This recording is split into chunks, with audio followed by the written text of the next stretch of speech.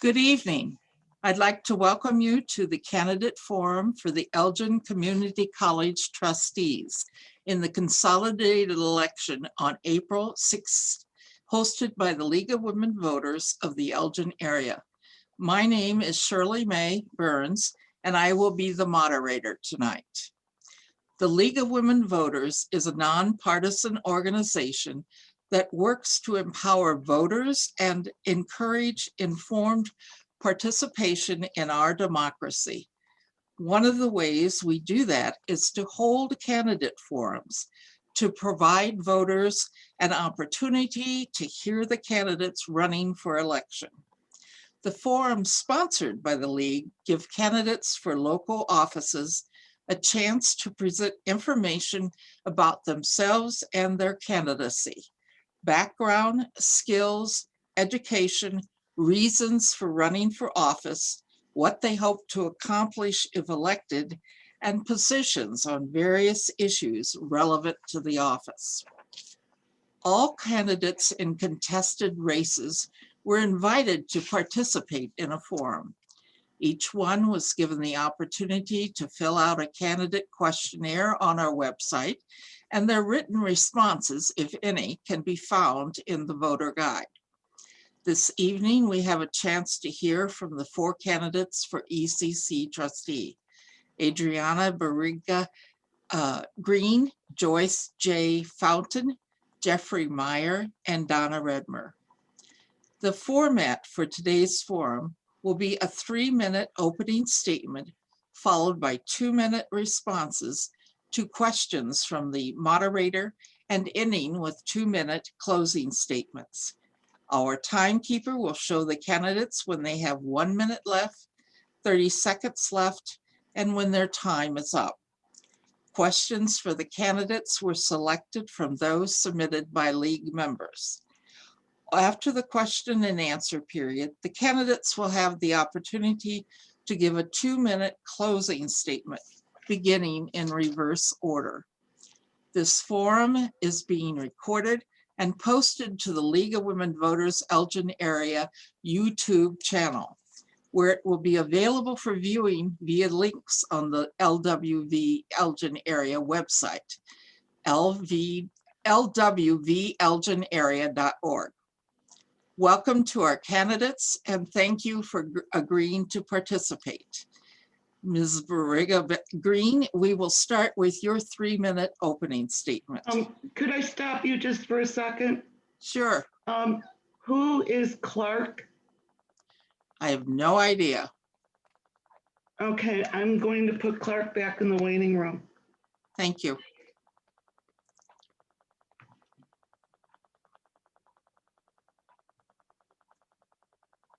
Okay, go ahead.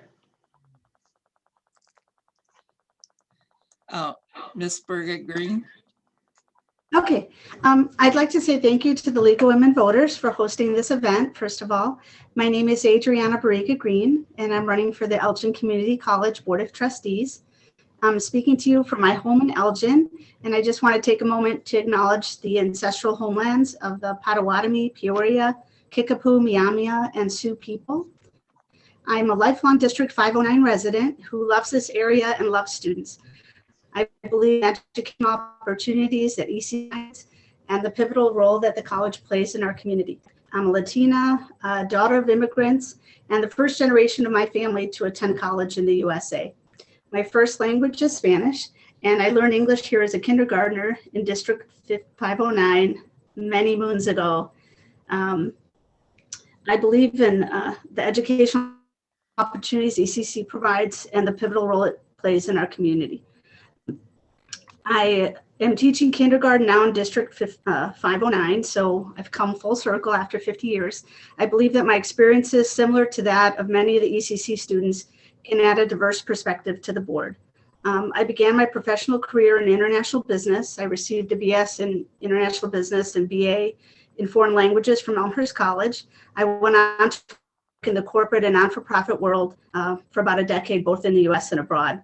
When my father retired, our family turned to ECC's entrepreneurial training program.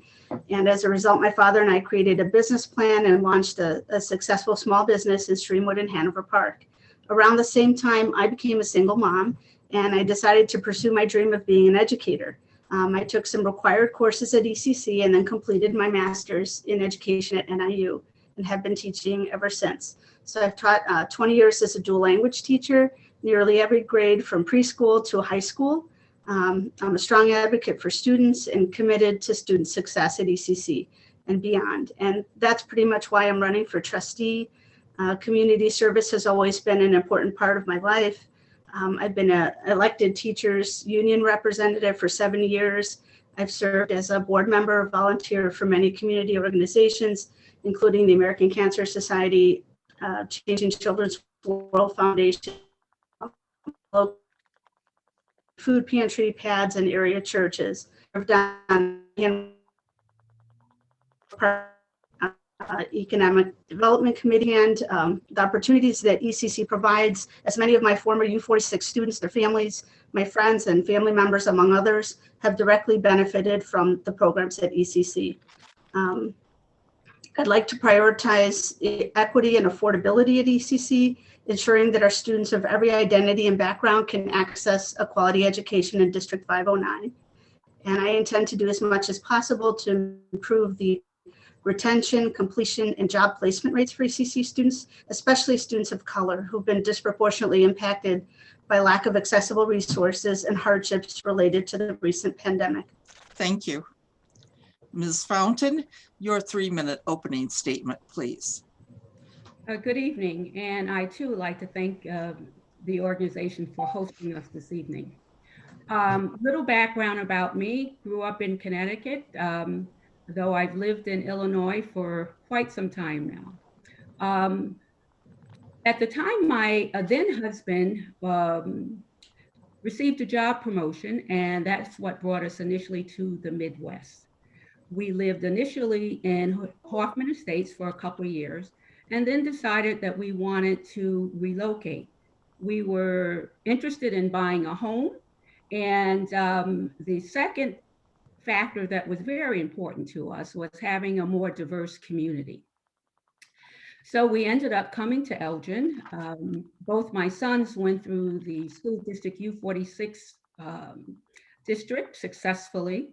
They were engaged in extracurricular activity. Although I was working, I also became an active community member. I've served on a number of boards. I started out with the Housing Authority of Elgin. I was with the Well Child Conference, which has since been renamed and reclaimed. And I, again, did a lot of community service, Boys and Girls Club. As I continued my time in Elgin, I decided that I too wanted to complete my formal education. I actually got my undergrad degree from DePaul, but because of affordability, I did take some classes at Elgin Community College. So that was my first exposure to the institution. After that, I completed my education and started doing some part-time activities in the community, took some classes at Elgin Community College and became very fond of it.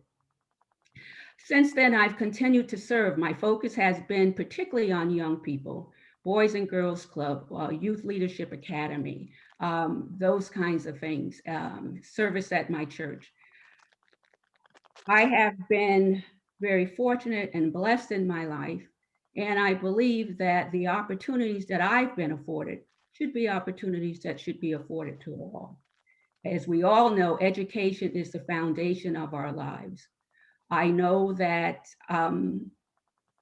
the institutions U46 and ECC are doing some really good things. I think there are some additional things that need to be considered, which is predominantly the idea of quality education for all community members and students. That's an area that we have lots of room to grow, and I would be like to be a part of that revolution, because I think based on my own experiences, I have some things and insights that I can offer that maybe other folks would not be able to present. Thank you. Thank you. Mr. Meyer, you're muted. There we go. Thank you very much. First, thank you to the League of Women Voters for organizing and hosting this forum. I'd like to also thank my board colleague, Dr. Donna Redmer, and our other candidates, Ms. Joyce Fountain and Ms. Adriana Barriga-Green, for attending this evening. I'm an incumbent member of the Board of Trustees. I currently serve as the board secretary.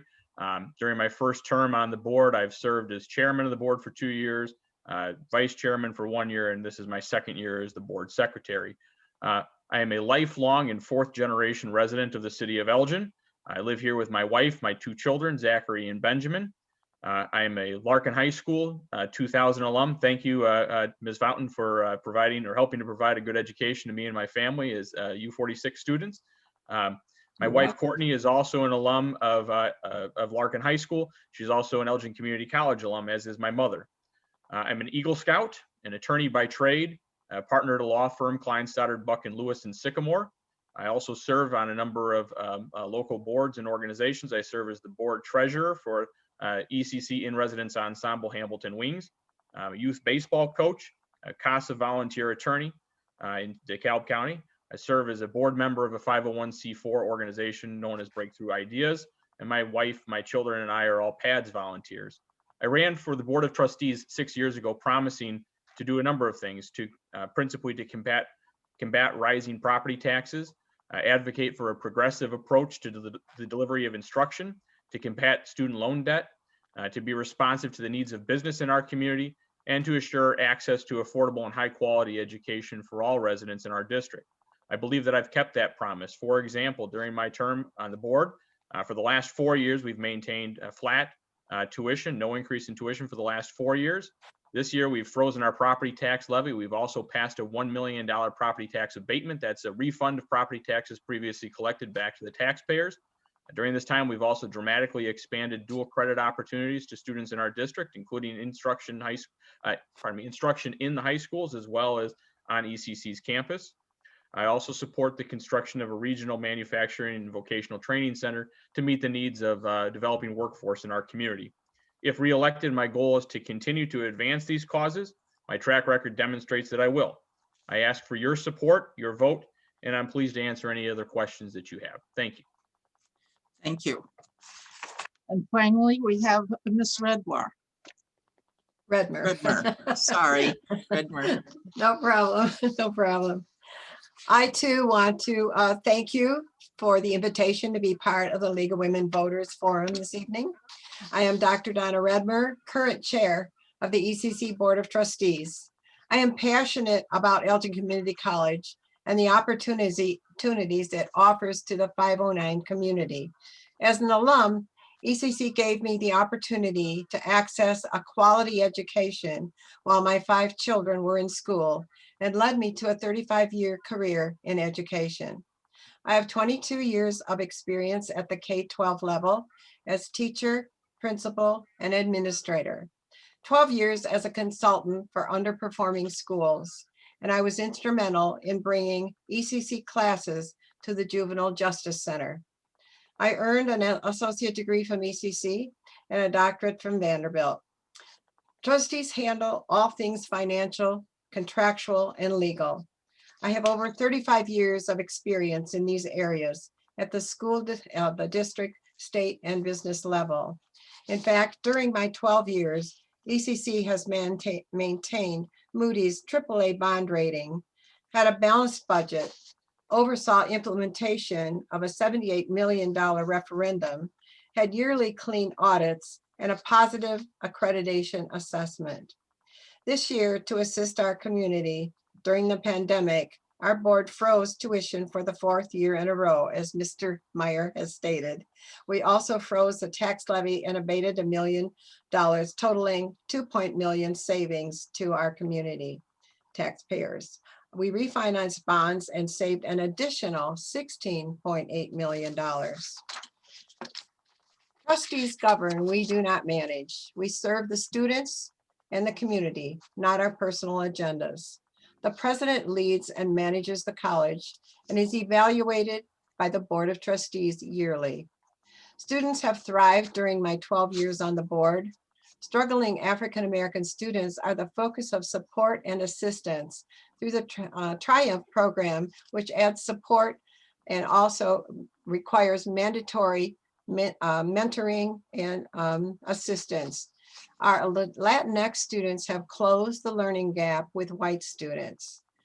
Dual credit student numbers have greatly increased. Many students are receiving high school and ECC diplomas at the very same time. Graduate and transfer numbers continue to grow. 50% of all graduates during the ECC's 70-year history have graduated during my 12 years on the board. College readiness is moving into the high school where tutoring will be offered. The college has moved to an academic advisory model, assisting each student individually. Federal CARES dollars served more than 2,400 students. Thank you. We will now begin the question and answer portion of the forum with a reminder that each candidate will have 2 minutes to answer. Ms. Barriga-Green, we will start with you. What impact has the COVID-19 pandemic had on the ECC's budget and operations? You're muted. Sorry about that. Yeah, so ECC currently has lost 10 to 14% of its students, which will affect the budget. The majority of these students are minority students. There are Latino students. So I think it would be, a priority to get our students back. The COVID pandemic has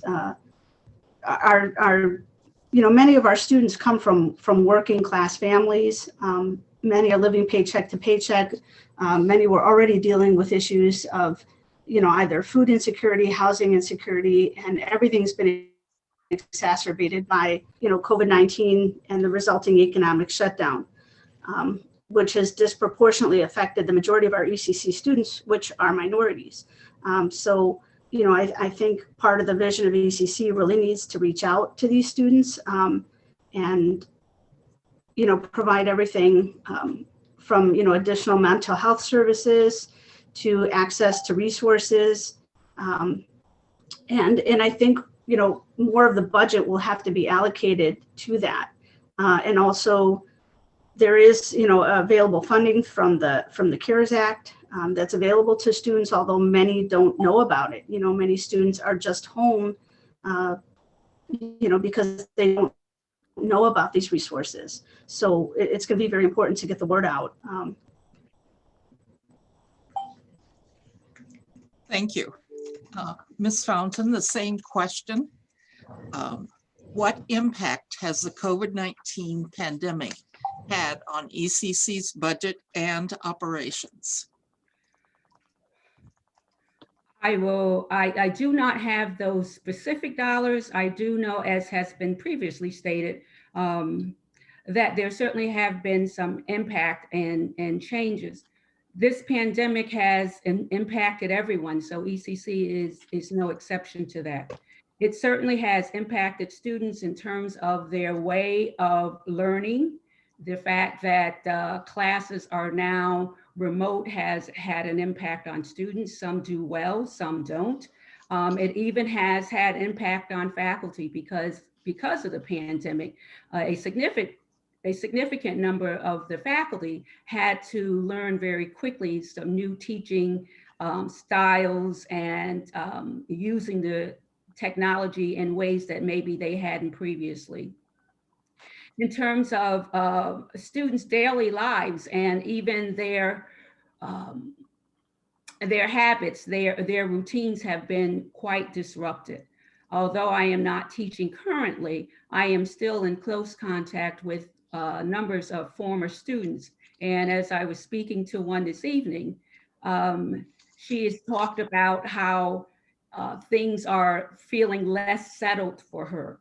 So it certainly has had the economic, the workforce impact, but I think the jury's still out, quite frankly, in terms of what the emotional as well as the educational advancement for students, how that has been hampered by the pandemic.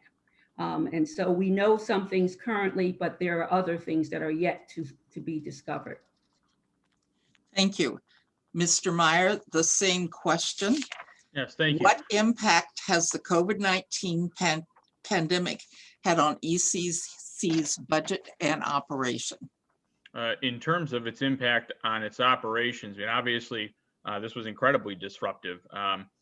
Literally within a matter of weeks last spring, the college had to retool the manner in which it was delivering instructional services to its students. Thankfully, the campus community, faculty, staff, administration, everyone came together to make sure that we did have as seamless of a transition as possible. And credit really goes to all of the employee groups and the campus community for how quickly we were able to do that. Memorandums of understanding were rather quickly negotiated with the faculty to assure that they were compensated for the additional work they had to put in terms of trying to retool the manner in which they were delivering their classes remotely in this case.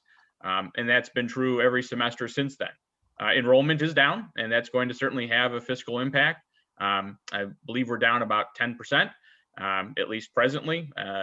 That's if you use last fiscal year's dollars, that means that we're going to lose about $2 million in tuition dollars over the next year. Thankfully, we finished last year about 14 million in the black because we've been good stewards of our the resources that are given to us by the taxpayers and by the state and by the students and their tuition dollars. So we'll be able to weather that, especially with the help that we received via the CARES Act. Other things that the campus community did, very early on in the pandemic, donations were made from the college of PPP to help out our local healthcare providers. The foundation put together an initiative to try to raise funds to help students in need. Same thing was true of the student-run food pantry.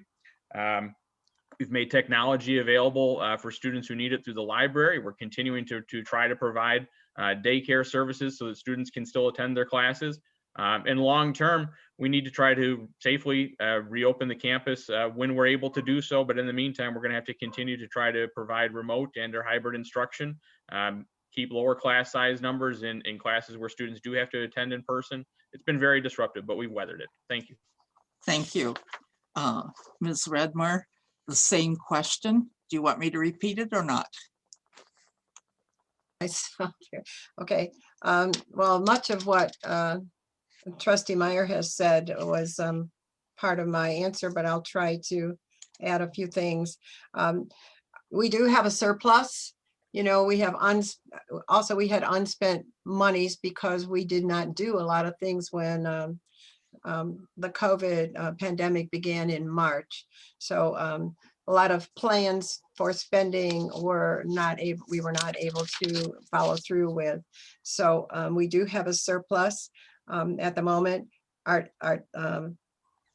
numbers are down student-wise, but those that have remained with us have adjusted very well to virtual learning. We have had to cut labs because of distance, the 6-foot distance. So we have labs basically cut in half. So if we had 20 students, we now have 10.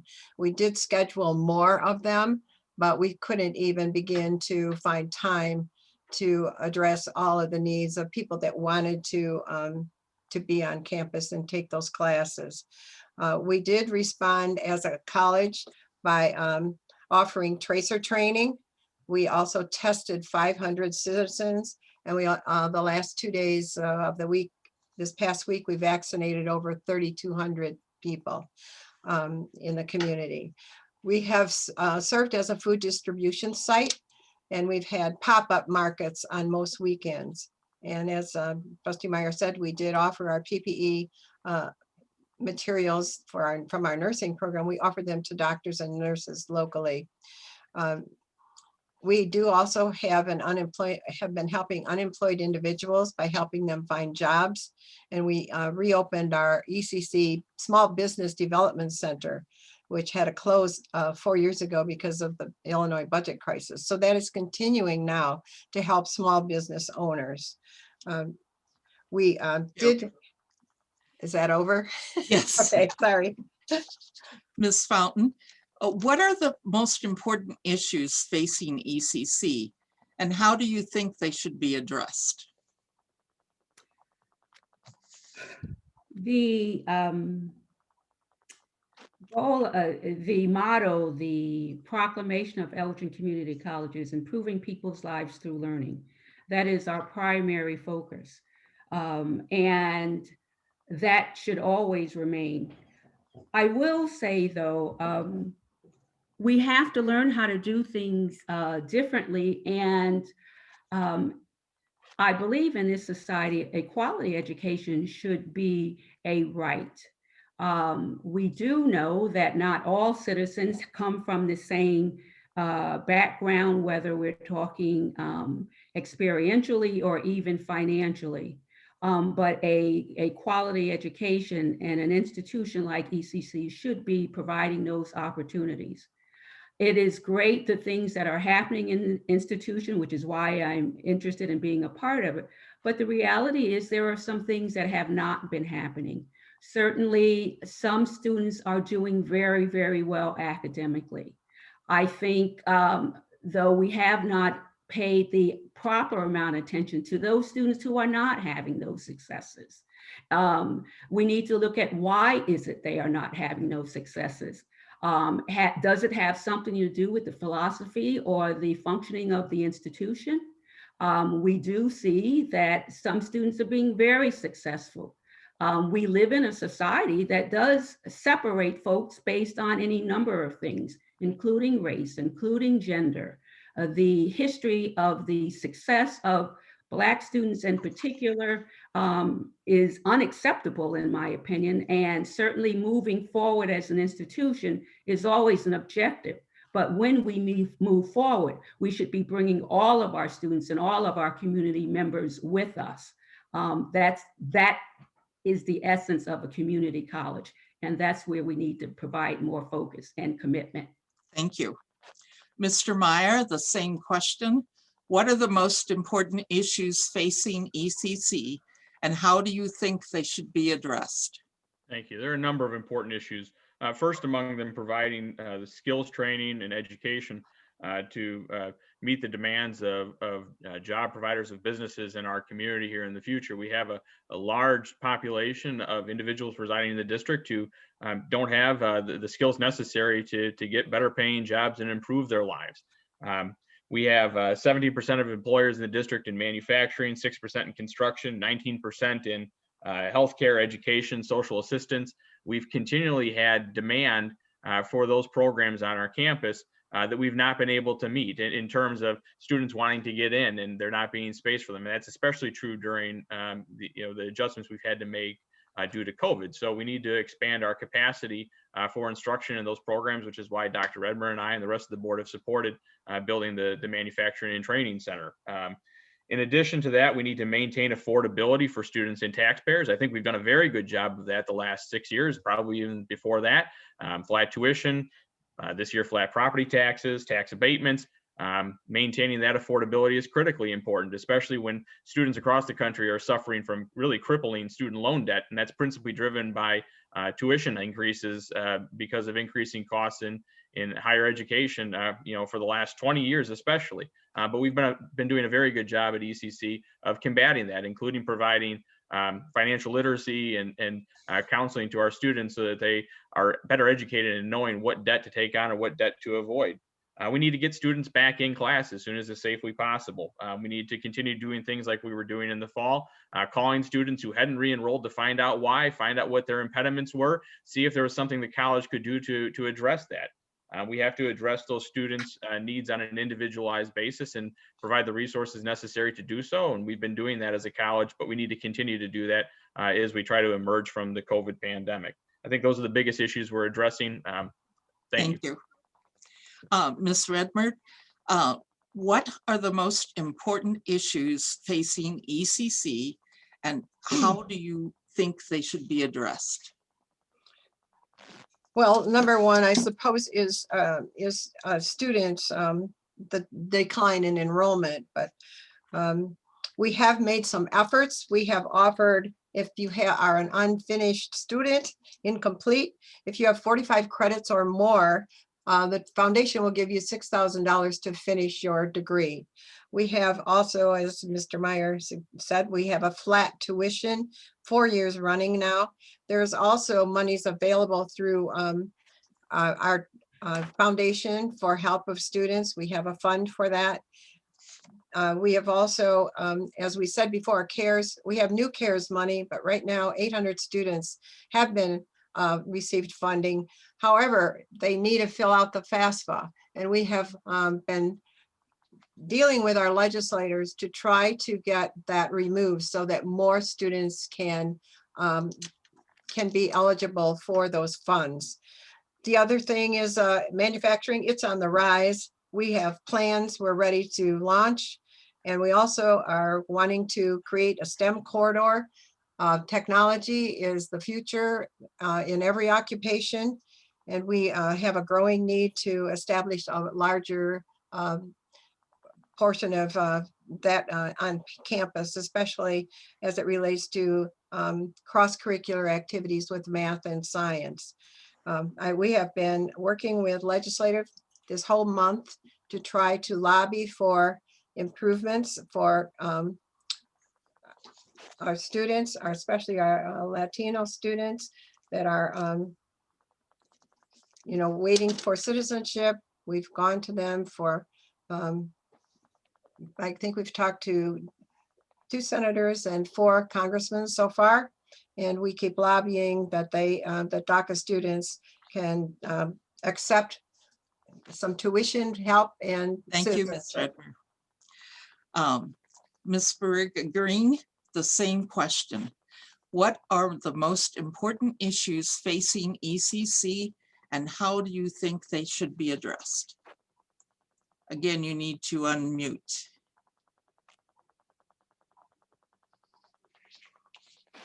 Thank you. So one of the important issues is, again, access. We need to ensure that there's adequate service that will increase our retention and completion rates. Once students graduate, we also need to increase our job placement rates. We want to focus on future-oriented job preparedness. We need to expand it to include future job markets and emergent industries that are going to take into account evolving conditions in our world, like climate change. We need to increase mentorship, especially for our Black and Brown students.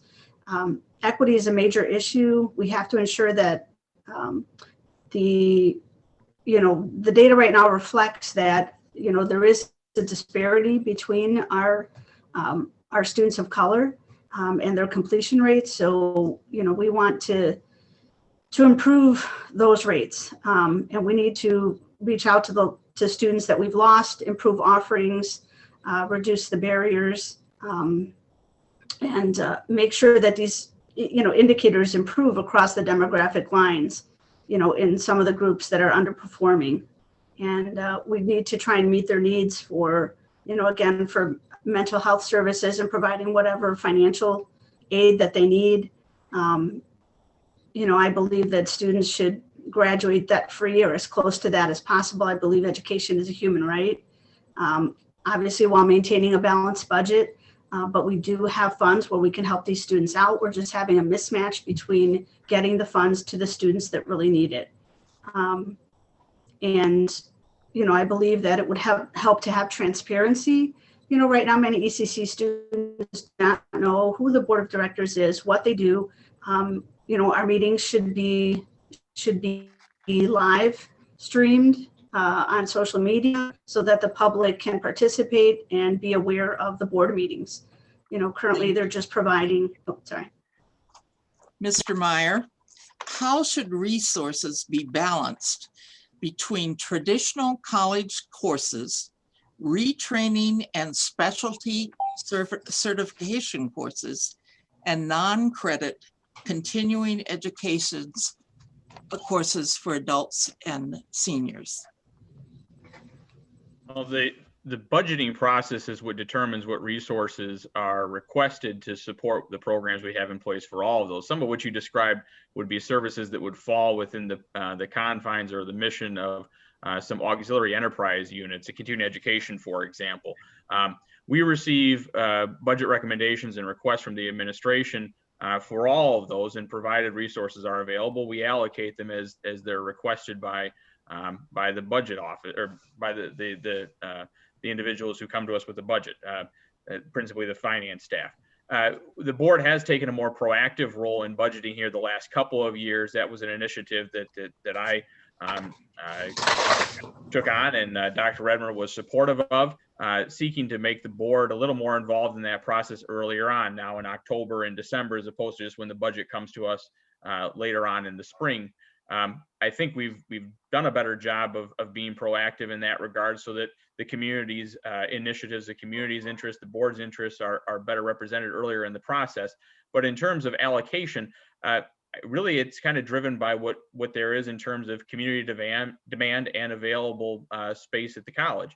I don't, as far as I know, think there's a deficiency in providing any instructional opportunities, except in some of the career and technical education areas, where we continue to have really demand that exceeds the capacity we have currently, which is why we're supportive of expanding facilities to provide greater opportunities there. The same thing is true in healthcare and related industries.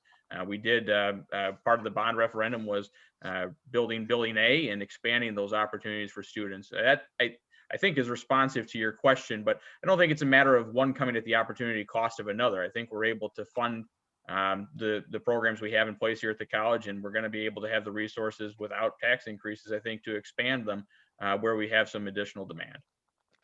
Thank you. Ms. Redmer, I'm so sorry. How should resources be balanced between traditional college courses, retraining, and specialty certification courses, and non-credit continuing education courses for adults and seniors?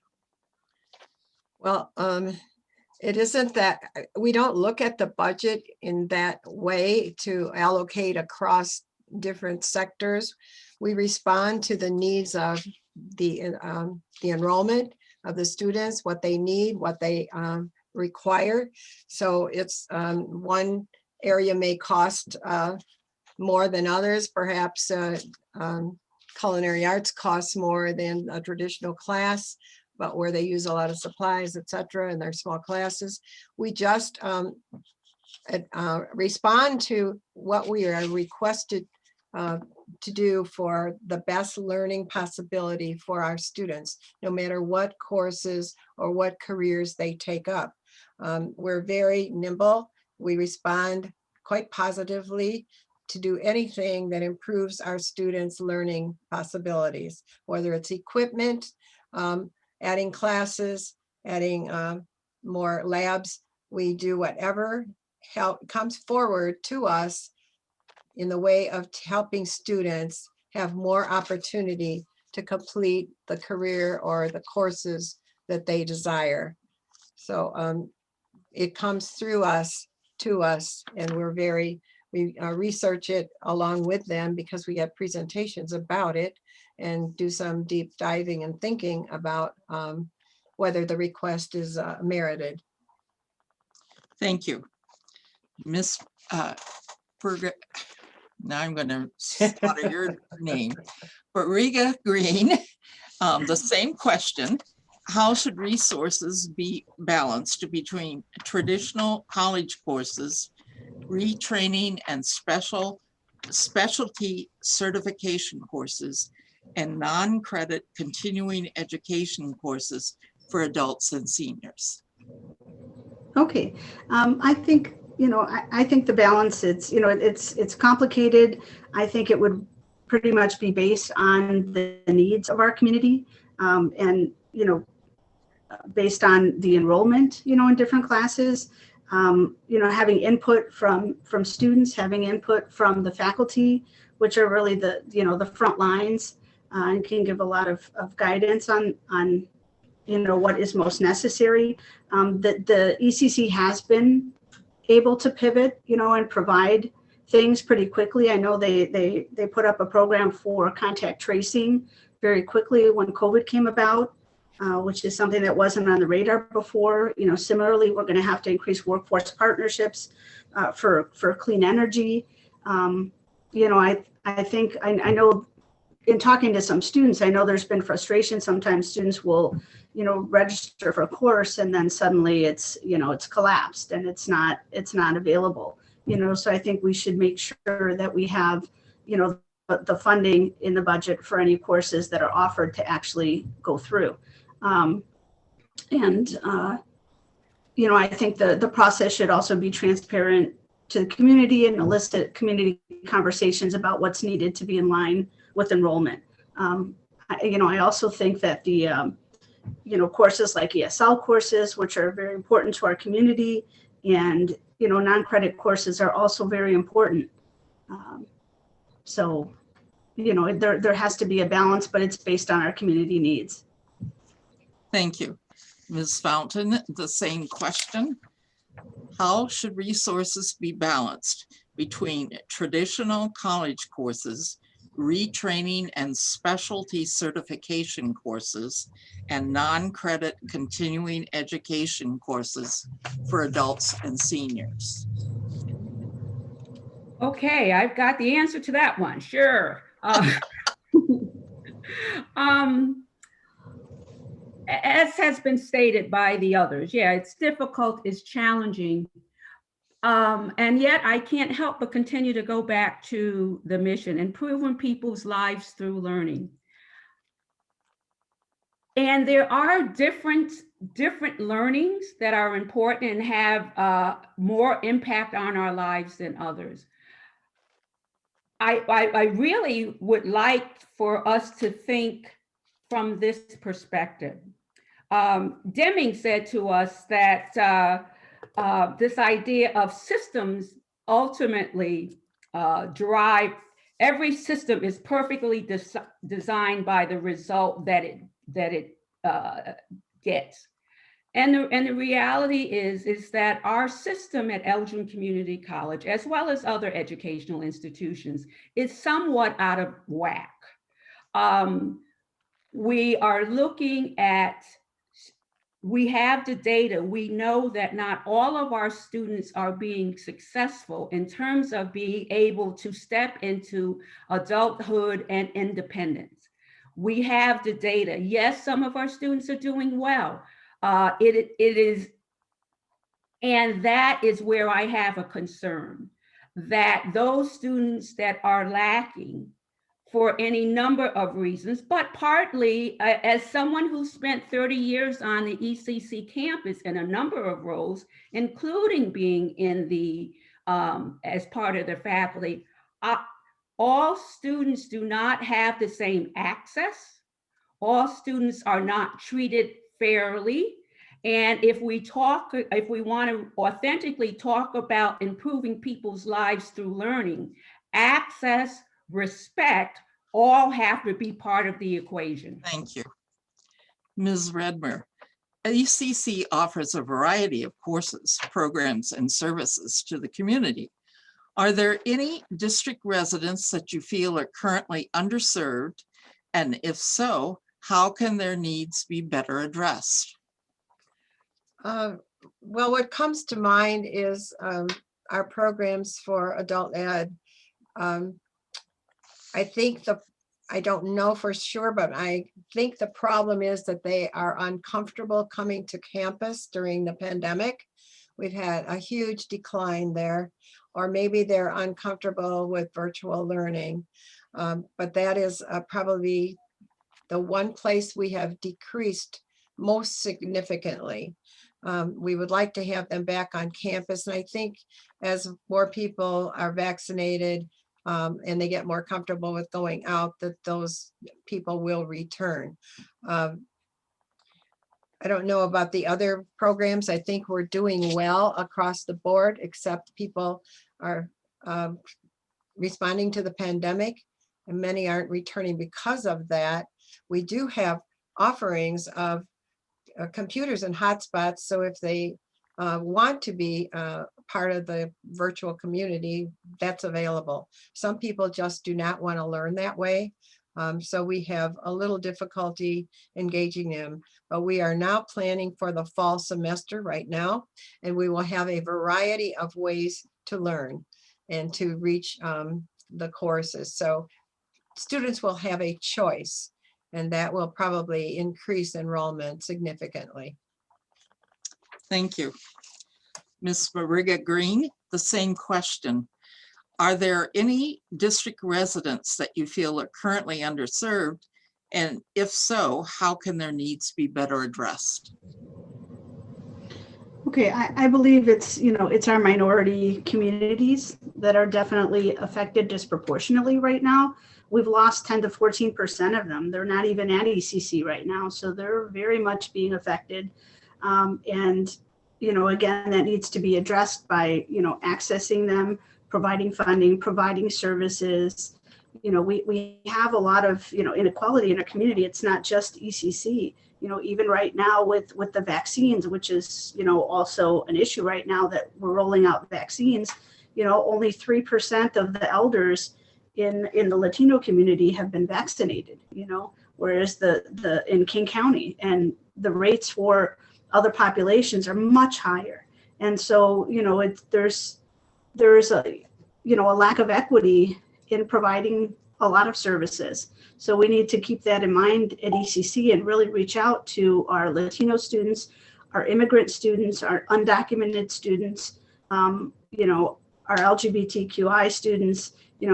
All these students, tend to face a lot of different, issues that make it more difficult to, to be successful and at ECC.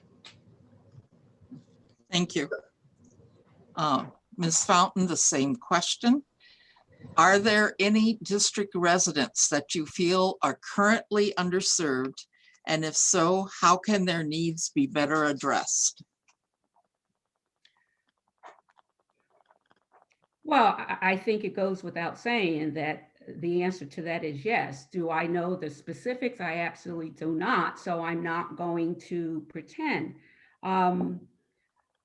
Across the board, and as we even look at, if you look at Elgin Community College on any particular day, there are differences of who's there. We ask ourselves, why is that? There are differences in terms of access. There are differences in terms of how students are treated.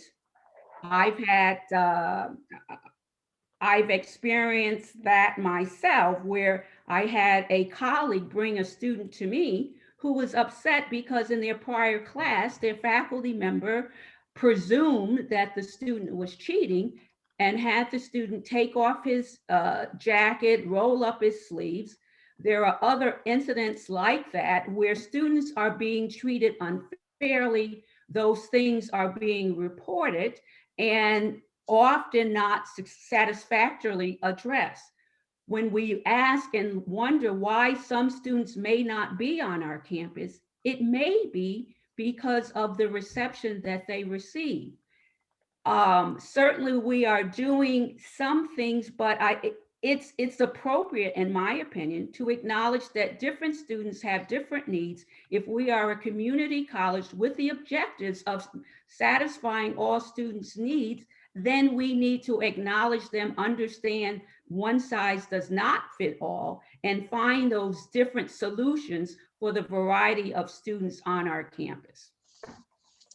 Thank you. Mr. Meyer, the same question. Are there any district residents that you feel are currently underserved? And if so, how can their needs be better addressed? Thank you for the question. I'll echo Dr. Redmer's comments. I know we've seen a significant drop off in adult education enrollment during the COVID-19 pandemic, and that could be a confluence of a number of things. It could be health and safety concerns. It could be economic impediments. They may not have the means to, via transportation to get to classes. They may have to work a different job. They may have lost a job. There are all kinds of impediments, some of which, or many of which, the college probably doesn't control, but can continue to try to do its part to address. And the college has done that. The same thing is true of the population of students that we've seen kind of fall off here during the pandemic with declining enrollment. The college has been very proactive in trying to reach out to those students who were previously enrolled but are not currently enrolled, regardless of who they are or where they're from. We treated people as individuals and we try to address their individual needs. One thing we can do to try to address impediments or barriers to access of educational services, again, is to maintain affordability. That uniformly helps all students, regardless of who they are or where they come from or what they look like. If college is affordable, that helps them gain access to educational services. The college approaches this problem in that regard. We try to do individualized counseling, assess individualized needs, and provide a pathway for all students to come in and to get the services and support that they need. In terms of health concerns, I mean, the college has also kind of been pretty progressive here on that. We've made ourselves available as a site for COVID testing. We've made ourselves available as a clinic or a location for clinic for vaccinations. We're doing our part to help address those problems as well. And I think that will help people re-engage, get back out and come to the college campus and take classes. So we're trying to do all of those things. Thank you. The next question will go to Ms. Barriga-Green first. According to ECC records, and several of you have referred to this, total student enrollment dropped by almost 19% from 2011 to 2020. In your opinion, why has enrollment dropped and what can be done to reverse that trend? Several of you have mentioned the COVID concerns, but this shows a history of lower enrollment.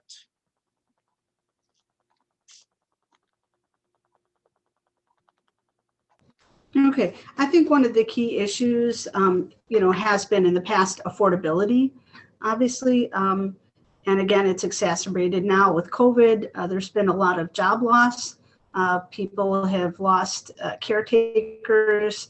A lot of our students are in different roles. In fact, I'm actually teaching kindergarten, and I have some ECC students that are now, because parents are working, somebody has to stay home with the children to have them on Zooms because we're teaching remote. And some of our students have taken on those roles and having to, to stay home with smaller children, whether it's siblings or their own children. So childcare is also an issue. I mentioned loss of employment, housing insecurity, food insecurity due to, financial problems. There's a lot of reasons, why we've lost a lot of these students. And again, the college needs to take a very proactive role in getting them back, in matching the funds that are available with these students that need it, as well as services, whether it's childcare. I know a lot of the students as well, while they're in the public school, up until high school, before they go to ECC, everyone has at least one, hot meal a day at school. In fact, where I teach, 95% of the students are free or reduced lunch, and that goes away when the students get to college. So, there is some food insecurity, and the lack of support for our students kind of predates that extra complication of COVID. And these issues in our minority community and discrimination on campus were already, being felt before the pandemic. Thank you. Ms. Fountain. Oh, I'm sorry. I lost my place. Yes, Ms. Fountain, the same question. But in your opinion, why has enrollment dropped and what can be done to reverse this trend? I don't know if the institution has done this, but one of the things that I think, one of the ways of getting some really pertinent information might be to talk to those students. They know better than we why they make the choices and the decisions that they make. And rather than just presume, individuals are a good source of information. And so that would seem to me to be a very, very viable and helpful strategy. Certainly, we know that there are some things going on in the society that will impact things. I know that the institution does engage periodically in forums seeking responses and answers to issues that students are dealing with. My experience has been that that tends not to be a very broad audience. And there are as many reasons that people stop as there are people. And so I'm not always confident that we are getting to the core to get the real data that we need. Asking students is, in my opinion, a very real and viable approach to getting answers. I also understand that and have witnessed that we ask some students sometimes. And I think that when the decision is made, and I'm not sure who makes it, about what group of students should be asked and what questions those students should be asked, we all know that we can inadvertently sway outcomes by the choices that we make as far as the who, the what, where, and how. Thank you. Mr. Meyer, the same question. In your opinion, why has enrollment dropped and what can be done to reverse that trend? Thank you for the question. Pre-pandemic, there was declining enrollment. It had kind of stabilized as we were approaching, the beginning of last year. Principally, I think that was attributable to really an improvement in the economy. Enrollment historically pre-COVID was kind of counter-cyclical to the economy. For example, after 2007 with the financial crisis, enrollment spiked. As the economy recovered, enrollment tended to drop. We were, in late fall of 2019, we were, in the community at about 3.7% unemployment, I think was the statistic I last saw. At the same time last year, it was almost 9%. So historically, I think that declining enrollment was attributable to an improving economy. Also, if you look at the age demographics, historically, college-age students, that kind of 18, 19, 20, 21-year-old cohort, that population of students in the district was declining pre-COVID. And so that traditional pool of students who you would be looking at to come in as your traditional transfer students, that pool of students was declining, and that would then also result in some declining enrollment. In terms of things we can do to change that, increasing Pell access certainly helps people who have financial impediments, better able to attend college, makes it more affordable for them. That's something that this board and this institution have long advocated for, including summer Pell. There are individuals in the campus community who believe we should be advocating for DACA students to be eligible for Pell. That's something that could potentially help enrollment. Expanded dual credit opportunities as well. That was the one area pre-COVID where we saw increasing enrollment. So the more we're able to get ourselves into the high schools, get those students bought into ECC as a place to get their college education, the better. That will help improve enrollment as well. COVID impediments, providing childcare, making sure that's available there. Providing the phone calls we were making. Thank you. Thank you. Ms. Redmer, the same question. In your opinion, why has enrollment dropped and what can be done to reverse the trend? Well, Mr. Meyer stole my thunder on much of this. It's true that enrollment is counter-cyclical to the economy. And we saw our highest enrollment when we were going through a recession. And then more recently, when employment numbers were significantly, unemployment was significantly lower, our enrollment dropped. But also the pandemic, I think, is an abnormal year. So I don't know about, we're planning for fall for a full return with offering different types of attendance so that everyone can choose how they would like to learn.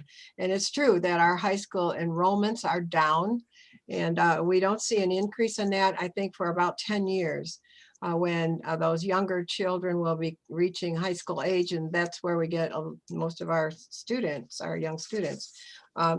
We've also been unable to schedule all of our lab classes because of the social distancing. So we have had a drop in those that would like to be here but can't. And we do offer childcare, however, and that is a help. We are currently lobbying for the small Pell. And also for DACA to be able to apply for Pell. The small Pell would help those people that want to get a certificate in the workforce area, and that would help them immensely. We lobby for that constantly, and we are doing that again twice at the end of this week. We constantly try to remind them, our legislators, why we need them, and we have a long list of programs at our college that would benefit by small Pell. I know the Pell, we've also lobbied for an increase in the Pell, but we need to have more Thank you very much. Okay. Thank you all for answering our questions. At this time, we're going to move to the 2-minute closing statements, beginning with Ms. Redmer.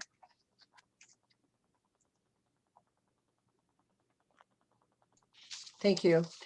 I am a proven leader and the best candidate for ECC trustee, having served as 5 years as a chair, 4 years as vice chair, a secretary 1 year, and finance chair for 4 years. I've also been the legislative liaison for 8 years. ECC has the best financial record and outlook of all time. Students are succeeding in record numbers in spite of the pandemic. With a master plan in place, the college is poised to launch new and exciting opportunities for students. The Manufacturing Center, STEM Corridor, Phase 2 Emergency Center are 3 of the projects leading that charge. The current board took part in this planning, is ready to implement. Students will have more opportunities than ever before for workforce certificates with dramatic increases. We are changing lives through learning. It's what we are all about every day. I'm proud of that our board puts students first. Education changes rapidly, but we are very agile and we respond positively when presented with improvements for learning. Thank you for this opportunity, and please vote for me on or before April 6th. I am eager to continue moving ECC forward. Thank you. Mr. Meyer, your closing statement. Thank you. When I ran 6 years ago, I made a number of promises to the residents in the district, and I have kept each and every one of them. I have been a leader on fighting for accountability and affordability, combating rising property taxes, advocating to place our board packets online so that residents are informed and know what we're going to be voting on, expanding access to education through expanded dual credit programs, advocating for progressive delivery instruction, including online, remotely, and in hybrid classes. When voters are presented with the choice between a couple of incumbent candidates and a couple of challenging candidates, the voters need to ask themselves, what's the problem, if any, that we're trying to address? The one thing I think that all 4 of us have agreed on this evening is that the college is, by all measurements, or by the overwhelming majority of measurements, doing a very good job. We have maintained flat tuition for students to help affordability. We're combating rising or expanding student loan debt. We're doing our part to combat that. We are transparent. We are accountable. The one area where there's been some criticism has been in access to education, equitable access to education, and in educational outcomes. But I want to set the record straight a little bit on that. ECC has been recognized as an Hispanic serving institution. It has been that way for years. The achievements of our Latino and Latinx students have been on par with their Anglo counterparts. We were recognized, in fact, by the Bill and Melinda Gates Foundation for that very accomplishment. There has been a disparity for students in the African American community. However, we're a part of the Illinois Equity and Attainment Initiative. In August of 2020, the board approved the equity plan that was presented to us. In that, there are a number of components on how to, and initiatives on how to address that. This is not something that has been ignored by this board. It's something we're keenly aware of and something we have been advocating and working to address. Thank you. Thank you. Ms. Fountain, your closing statement, please. Thank you. ECC is doing some really good things. My desire and my hope is that more students could have access to those things that will positively impact their lives.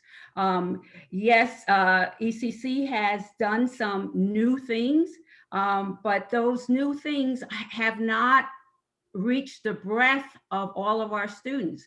To say that we have a group of students that have historically not been academically successful suggests to me that we know what we know, and yet we are still making a decision not to address that group of students head on so that they too can improve their lives through learning. A lot of the initiatives are relatively new, but the issues are not. Some of us have been singing this song and banging that drum for a very, very long time. Maybe part of it is part of the dilemma or the lack of forward movement is because we have not had a diversity of thought, that we have not had a diversity of voices on the board of trustees. I am desperate, as I believe all of us should be, that all would mean all. All of our students should be academically successful. All of our students should see their lives improving. All of our students should be able to contribute more abundantly and significantly to this community. I find it just unimaginable that we are still at the place that this institution accepts that there are a group of students that are not being successful, and we are not doing all that we can and all that we should to change that. Thank you. And finally, Ms. Barriga-Green. Barriga-Green, sorry. That's okay. My experience as a Latina woman, a single mom, a business person, a longtime educator, union representative, and volunteer community advocate has prepared me to be able to serve the 509 community as an Ecc trustee. I believe as a Hispanic serving institution and a school that also serves a significant number of Black students and immigrant students, our communities, for the first time in decades, should really be represented on the Board of Trustees. Joyce Fountain and myself are both longtime educators. We're very in touch with the community. We're certainly qualified, very strong student advocates, advocates for not just students, but also the faculty, the staff, and the District 509 community. And I think we would both be great candidates or, great members of the board. I have a breadth of personal experience, a commitment to affordability for students, and I'll intentionally include, our students, faculty, staff, and their perspectives. I want to have an open door policy. I'm running for trustee to ensure that all students, regardless of their background or circumstance, are able to achieve academic and career success at ECC. These inclusions will help me make judicious decisions about the stewardship or allocation of the budget and the priorities of ECC moving forward. I plan to help cultivate reciprocal relationships with unions, community organizations, and local businesses to develop workforce partnerships, mentorship programs, and career pathways, especially in emerging opportunities like clean energy. As far as the previous question on how we can improve, getting students back to ECC, it would be, by improving access towards industrial opportunities such as those in clean energy and other climate conscious fields. And I believe that, beyond improving, Thank you for participating in this candidate forum and giving the voters a chance to hear your views.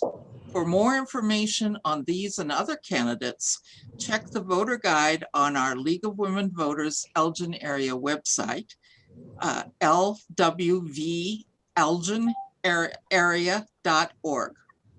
This concludes tonight's candidate forum.